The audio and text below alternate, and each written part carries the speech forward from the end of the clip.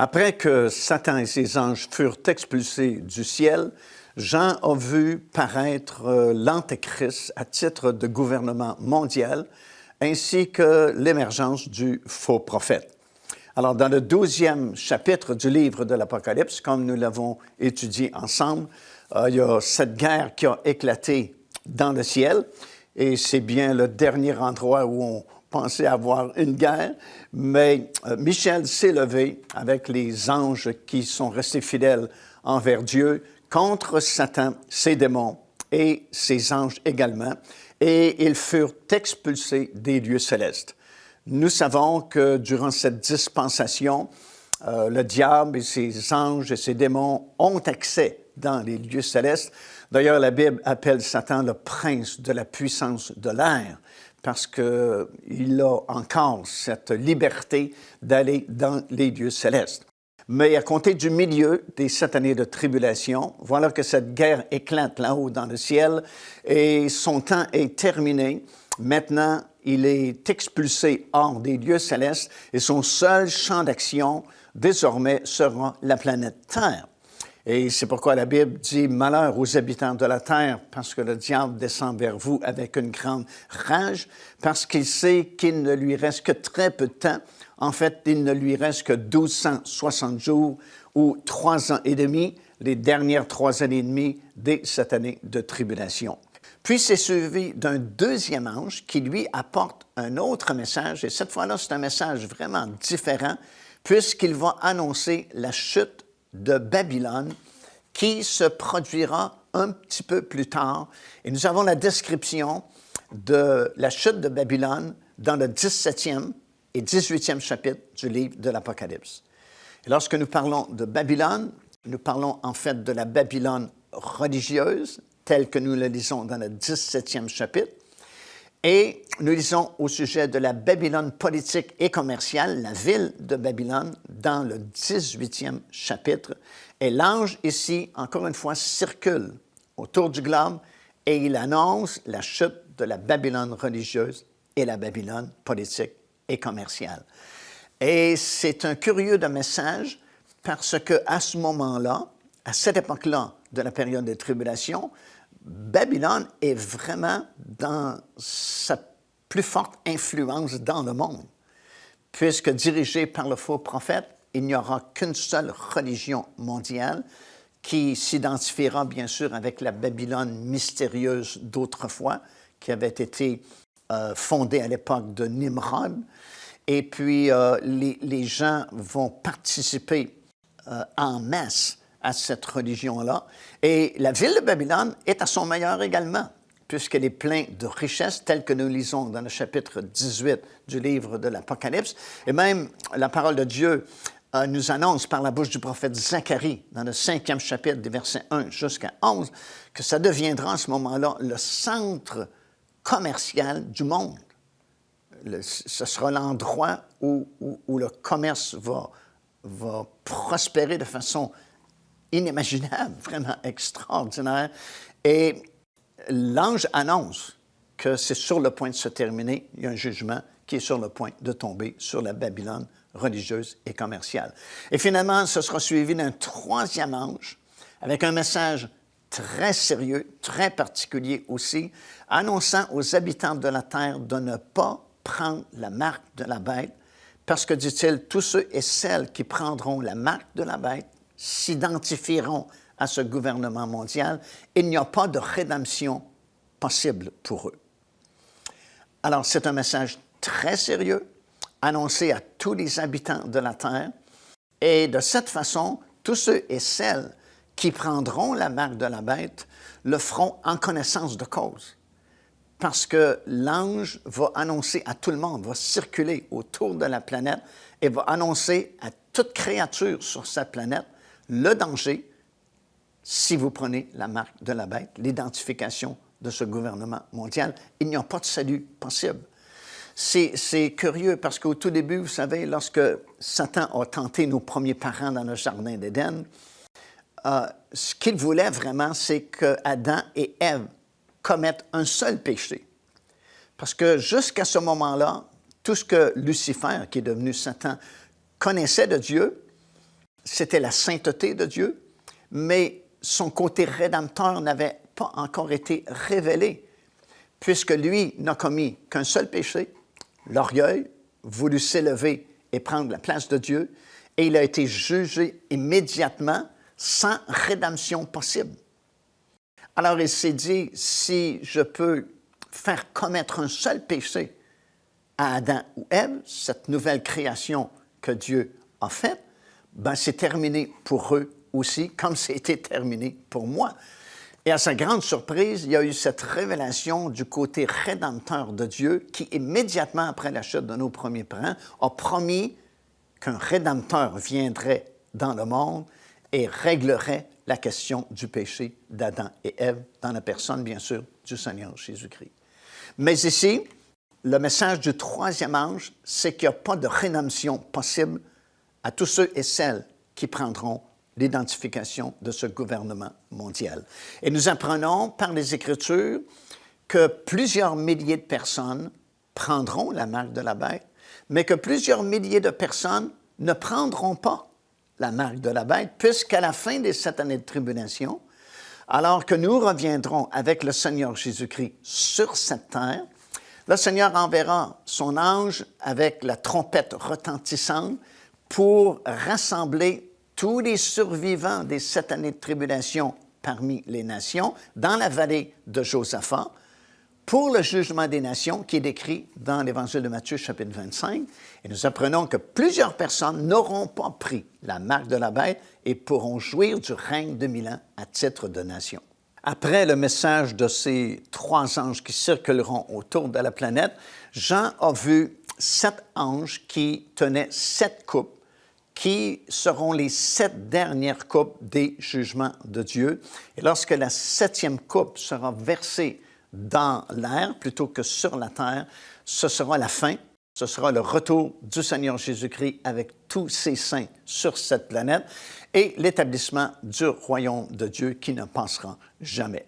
Alors, dans les versets qui vont suivre, nous lisons au sujet de ces 7 anges qui vont verser chacun leur coupe sur la planète. Et à chaque fois qu'un de ces anges verse sa coupe, il y a un jugement particulier qui va s'abattre sur les habitants de cette planète. Et nous remarquons qu'à partir du tout début, vous savez, il y a 3 séquences de jugement durant ces 7 années de tribulation. D'abord, les 7 sceaux, suivis des 7 trompettes, et maintenant suivi des 7 dernières coupes des jugements de Dieu. Et si vous remarquez, ça s'intensifie à chaque fois, si bien que ces 7 derniers jugements sont vraiment terribles. D'abord, le premier va verser sa coupe et un ulcère malin, lisons-nous, et douloureux, va frapper les hommes qui avaient la marque de la bête. Non pas tous les habitants de la planète, mais ceux qui avaient la marque de la bête. Le deuxième ange va verser la 2e coupe et il va la verser dans la mer et elle va devenir du sang comme celui d'un mort. Et tout être vivant va mourir, tout ce qui était dans la mer. Puis le 3e ange va verser sa 3e coupe dans les fleuves et dans les sources d'eau et ils deviendront du sang. C'est un peu comme les anges et les 4 êtres vivants et les 24 anciens vont dire dans le ciel, Dieu est juste parce qu'ils ont versé le sang des enfants de Dieu et Dieu les juge également avec du sang. 4e ange va verser sa 4e coupe et l'ange va plutôt verser sa coupe sur le soleil et il lui fut donné de brûler les hommes par le feu. Alors, il y a une intense chaleur à un tel point que les hommes même seront brûlés par la chaleur du soleil. Le 5e ange va verser la 5e coupe sur le trône de la bête, ou l'Antéchrist, et son royaume fut couvert de ténèbres. C'est l'obscurité totale sur tout ce territoire-là où règne l'Antéchrist. 6e ange va verser la 6e coupe sur le grand fleuve l'Euphrate, et son eau sera tarie afin que le chemin des rois venant de l'Orient fut préparé pour descendre vers la vallée de Megiddo en prévision du dernier conflit que la Bible appelle la bataille d'Armageddon. Et c'est à ce moment-là que nous lisons dans la parole du Seigneur que Jean a vu 3 esprits impurs sortir de la Trinité satanique, de la bouche de l'Antéchrist, de la bouche du faux prophète et de la bouche de Satan lui-même. Et ces 3 esprits impurs vont aller voir les rois de cette planète, les dirigeants de cette planète, pour les convaincre de se rassembler dans la vallée de Megiddo pour la bataille, justement, d'Armageddon. Dans Apocalypse, chapitre 16 et au verset 16, ça dit, ces esprits-là les rassemblèrent dans un lieu appelé en hébreu Armageddon.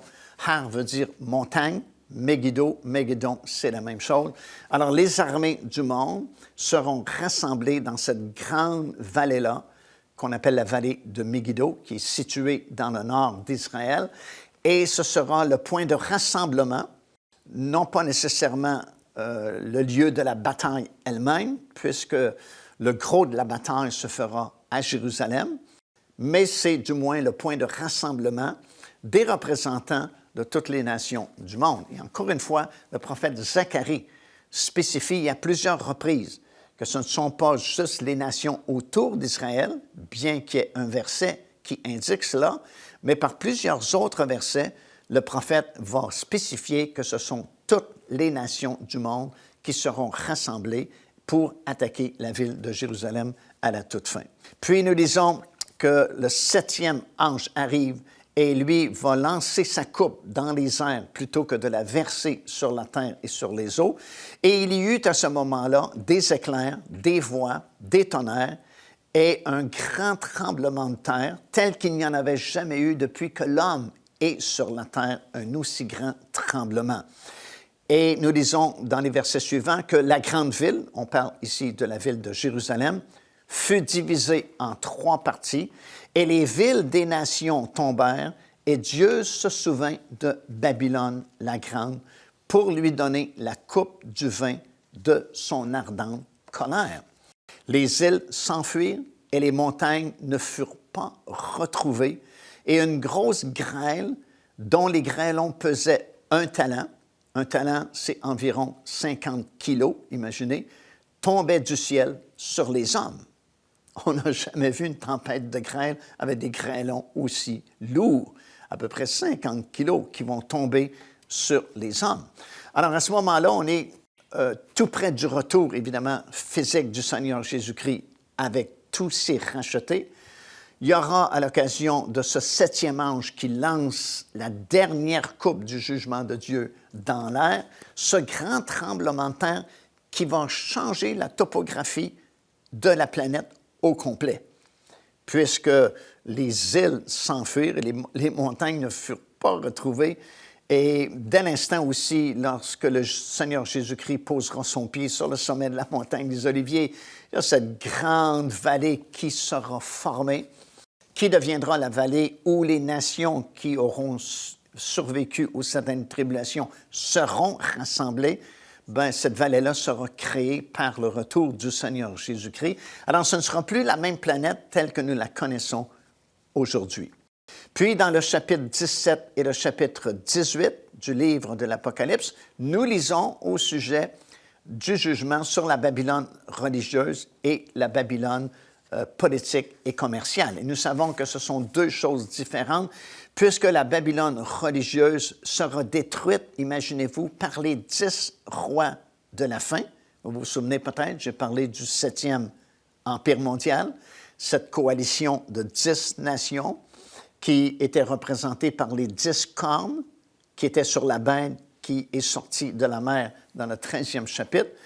Bien, c'est dans le chapitre 17 de l'Apocalypse et au verset 10 que nous lisons que ces 10 mêmes nations détruiront la Babylone religieuse, mais la Babylone politique et commerciale sera détruite par Dieu lui-même et nous lisons la description de ce jugement, de cette destruction de la ville commerciale de Babylone dans le chapitre 18 du livre de l'Apocalypse, avec beaucoup de détails.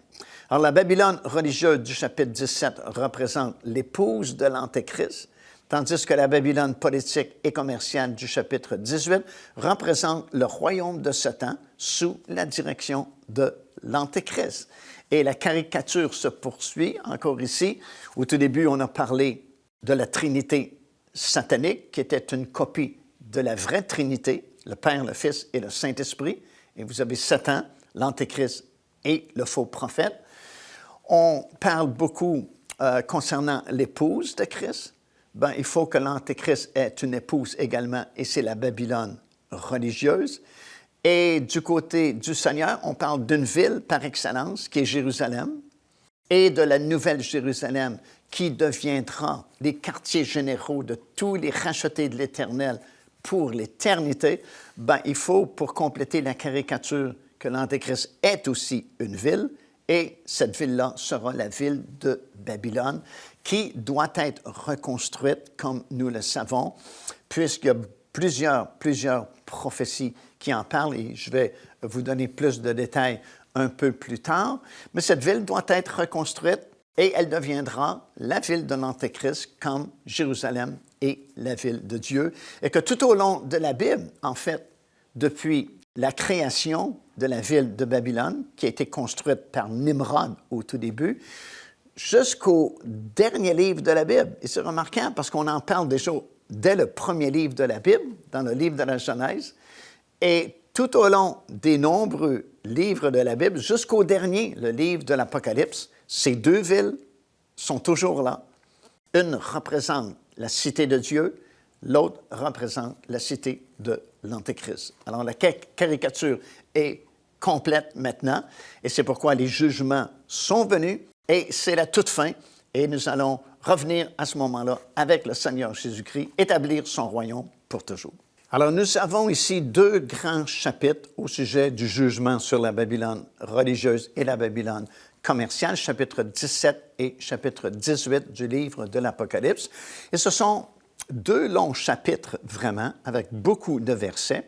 Ça veut donc dire que c'est très important au point de vue de Dieu, puisque nous savons bien sûr que la Bible est un livre très condensé, puisque l'apôtre Jean lui-même va dire à un moment donné, s'il fallait écrire seulement ce que Jésus a fait durant 3 années de ministère ici sur la terre, dit-il, je ne pense pas que le monde entier serait assez grand pour contenir tous les livres qu'on devrait écrire pour uniquement 3 années de ministère. Alors imaginez tout ce que Dieu veut nous communiquer et toute l'histoire à partir de la création jusqu'au renouvellement de toutes choses et l'établissement du royaume de Dieu sur la terre, ça nous aurait pris un univers à chacun de nous pour contenir tous les livres qui auraient dû être écrits pour nous faire bien comprendre ces choses-là. Mais nous n'avons qu'un seul livre, qu'on appelle la Bible, donc nous savons que c'est très condensé et que chaque mot est vraiment très important, a été choisi par le Saint-Esprit pour faire partie de ce livre-là que nous appelons la Bible. Et ce que le Seigneur a fait, c'est qu'il a condensé des milliers de pensées et de révélations dans ce livre-là.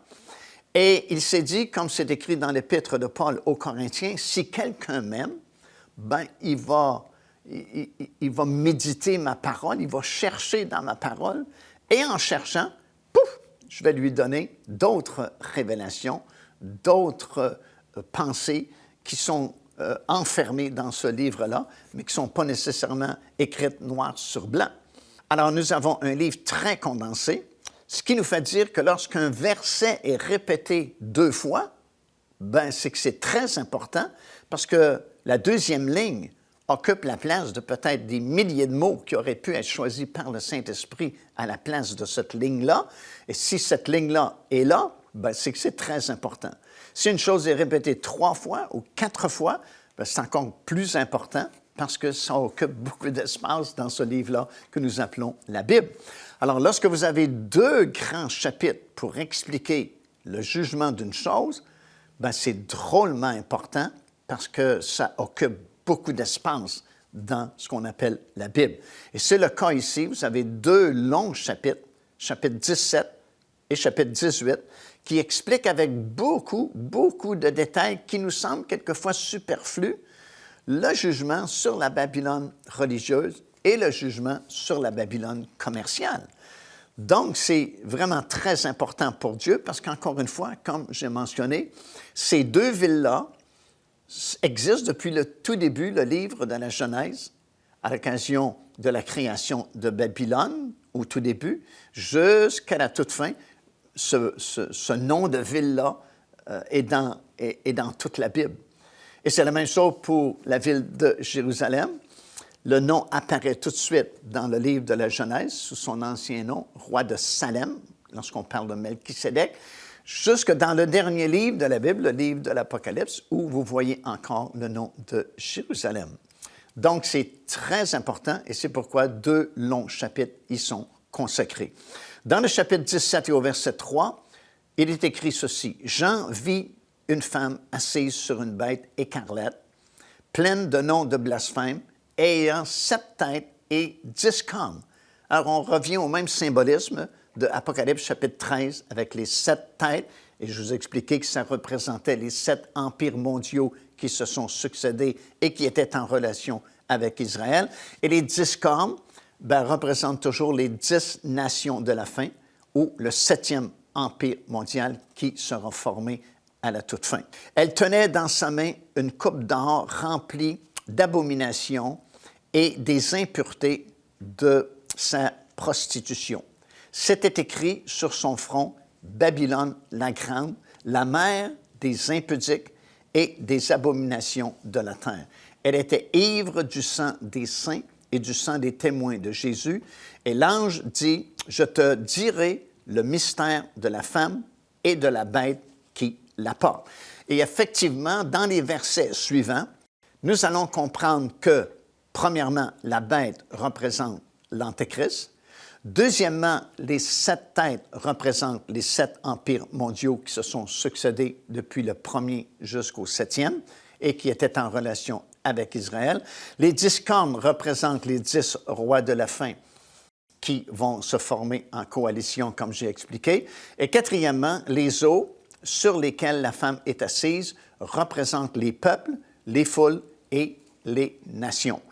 Et c'est de Babylone, comme l'ange a mentionné, Babylone, c'est la mère des impudiques et des impudicités, des abominations de toute la terre, parce que c'est de Babylone que tire son origine toutes les fausses religions qui existent encore aujourd'hui, les sorcelleries, les enchantements et toutes les sociétés secrètes qui ont existé avant notre génération et qui existent présentement dans le monde aujourd'hui, toutes ces organisations-là tirent leurs origines de Babylone au tout début.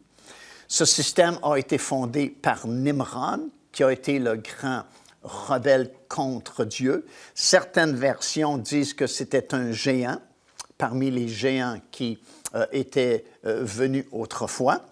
Et son épouse, c'était sa mère, Séminachis, mère et épouse de Nimrod, qui était représentée avec un enfant dans ses bras. L'enfant s'appelait Tammuz et elle était adorée, tenez-vous bien, comme la reine du ciel. Et Israël, nous lisons ça dans l'Ancien Testament, nous lisons dans Jérémie chapitre 7 et le verset 18 et dans Ézéchiel chapitre 8 et le verset 16, lorsqu'Israël a rétrogradé. Imaginez-vous, le prophète Jérémie dit qu'Israël adorait la reine du ciel. Alors, qui adorait-il en réalité? Séminachis, l'épouse et la mère de Nimrod, qui lui était le fondateur de ce système babylonien, et c'est lui qui avait construit la ville de Babylone à l'époque, en désobéissance carrément au commandement du Seigneur aux nations de se répandre sur la terre et de peupler la terre. Ils ont voulu rester dans un même lieu parce qu'ils parlaient la même langue et en défiance à Dieu, Nimrod avait construit ce qu'on appelait la tour de Babel afin de créer cette rébellion contre Dieu. Alors, dans Jérémie chapitre 7, verset 18, Israël en était venu à adorer la reine du ciel, comme c'est écrit. Et dans Ézéchiel chapitre 8 et le verset 16, il pleurait sur Tammuz. Tammuz est l'enfant qui est né de cette relation entre Nimrod et Séminachis, qui, selon la légende, aurait été tué. mais ils ont publié un jeûne de 40 jours et l'enfant est revenu à la vie et a été adoré comme un dieu. Et si vous étudiez bien toute l'histoire de Babylone, vous allez avoir une caricature, encore une fois, de la naissance surnaturelle du Seigneur, sa mort et sa résurrection. Et à partir de Nimrod, ça s'est répandu un peu partout sur la planète, parce que bien sûr, le jugement de Dieu est venu contre Nimrod, contre Babylone et la tour de Babel, un premier jugement. Et le système a été comme obligé de changer d'endroit. Nous lisons dans le livre de l'Apocalypse que le siège social, si vous voulez, de Satan sur la planète après Babylone fut à Pergame. Et de Pergame, il est déménagé ailleurs jusqu'à notre époque aujourd'hui, alors que ce système est vraiment répandu partout sur cette planète. Alors le jugement de Dieu va venir. Il est déjà venu partiellement autrefois. Il y a plusieurs prophéties qui ont été données sur la chute de Babylone dans les prophètes Jérémie et le prophète Ésaïe, mais plusieurs détails de ces prophéties-là ne sont pas encore accomplis aujourd'hui, puisque le jugement final est gardé, réservé pour la toute fin, après les 7 années de tribulation, lorsque tous les autres jugements auront été exercés sur cette terre et contre les habitants rebelles de cette planète. Finalement, Dieu va donner un jugement dernier, final, sur la Babylone commerciale et la Babylone religieuse, qui nous sont décrits dans ces 2 très longs chapitres, chapitre 17 et chapitre 18 du livre de l'Apocalypse. Alors, juste avant le retour physique du Seigneur Jésus-Christ avec tous ses rachetés, tous ses saints qui reviendront sur cette terre afin d'établir avec le Seigneur Jésus-Christ son royaume, d'abord pour une période de 1000 ans que nous allons étudier ensemble un peu plus tard, et finalement, il y aura cette fusion avec le royaume éternel et universel de Dieu, et ce sera pour l'éternité. Il n'y aura plus aucun changement, il n'y aura plus de tentation, on ne recommencera plus à nouveau, mais la Bible dit, ils régneront au siècle des siècles, c'est-à-dire pour toujours. Mais juste avant le retour physique du Seigneur Jésus-Christ avec tous ses rachetés,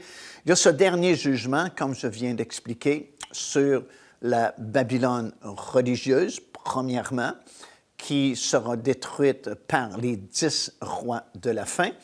Et c'est suivi dans le chapitre 18 du jugement sur la Babylone commerciale et politique, qui était au tout début la ville dans laquelle l'Antéchrist a commencé sa carrière. Et 3 ans et demi plus tard, comme nous savons, il a déménagé ses quartiers généraux à Jérusalem.